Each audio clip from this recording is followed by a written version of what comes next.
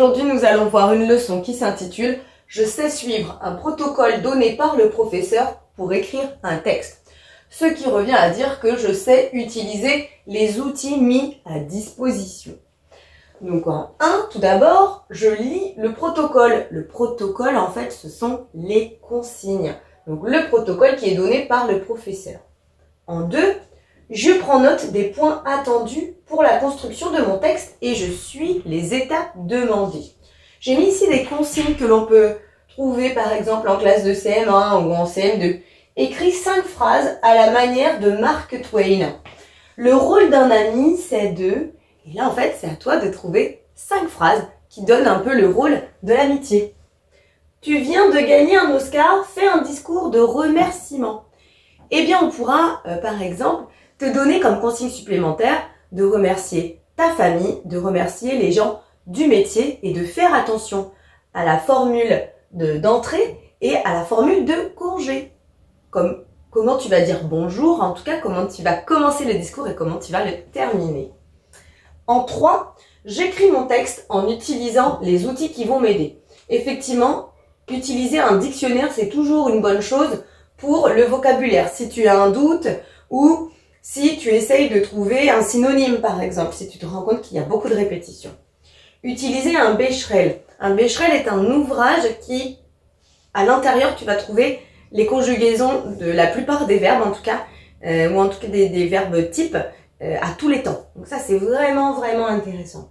Et peut-être qu'éventuellement, tu pourras avoir besoin des traces écrites de cours, comme on pourra te proposer d'utiliser par exemple la trace écrite de grammaire sur les accords entre le sujet et le verbe par exemple, ou entre les accords entre l'adjectif et le nom. Ou encore peut-être on pourra te dire bon là vous portez une attention particulière sur les A accent et les A sans accent. Et donc peut-être que tu pourras avoir à disposition la trace écrite en étude de la langue sur les homophones A accent, A sans accent. Ça aussi c'est en fonction de la consigne de l'enseignant. Et en 4e, en dernier, je relis bien mon texte et je vérifie que j'ai bien suivi la consigne et bien utilisé la boîte à outils qui est à disposition. Parce qu'effectivement, écrire un texte, c'est comme créer quelque chose et on a besoin de petits outils, un petit marteau, tout ça, pour vraiment réussir à construire son texte. Il faut le voir comme ça. Donc, les éléments comme le dictionnaire, le Becherel, les traces écrites de cours, et bien tout ça, c'est pour t'aider à constituer correctement un texte qui tienne bien droit. À toi de jouer à présent. Pour commencer, je te propose un petit vrai ou faux pour voir si tu as bien saisi la leçon. La première chose à faire est de lire la consigne. C'est vrai ou c'est faux? C'est vrai et c'est toujours le cas. C'est toujours la première chose à faire. Un Becherel est un outil pour la grammaire. C'est vrai ou c'est faux? Alors on va dire un Becherel traditionnel. C'est faux parce qu'un Becherel traditionnel, c'est un outil pour la conjugaison. Alors peut-être qu'après, la marque Becherel a décliné ses outils, mais en tout cas, un Becherel comme on l'entend, c'est pour la conjugaison. Si j'ai bien suivi les étapes de construction de mon texte, je n'ai pas besoin de relire. C'est vrai ou c'est faux? C'est faux et la relecture est obligatoire tout le temps. C'est ça qu'on va retenir. Maintenant, je te propose de t'entraîner avec un petit exercice. Là, je te propose d'écrire un acrostiche avec le mot printemps. On fera bien attention à E ou ER. Donc, imaginons que moi, comme boîte à outils, je te donne ça. La leçon, c'est, on écrit E quand on peut dire pris, donc au niveau des verbes, hein, parce qu'il s'agit d'un participe passé. Et on écrit ER quand on peut dire prendre, parce qu'il s'agit d'un verbe à l'infinitif. Et voici ce que je peux donner en étude de la langue, c'est le rappel de ce qu'est un acrostiche. Un acrostiche, tu en as sans doute déjà vu, sans doute déjà fait. C'est un poème dans lequel chaque lettre en début de vers compose un mot.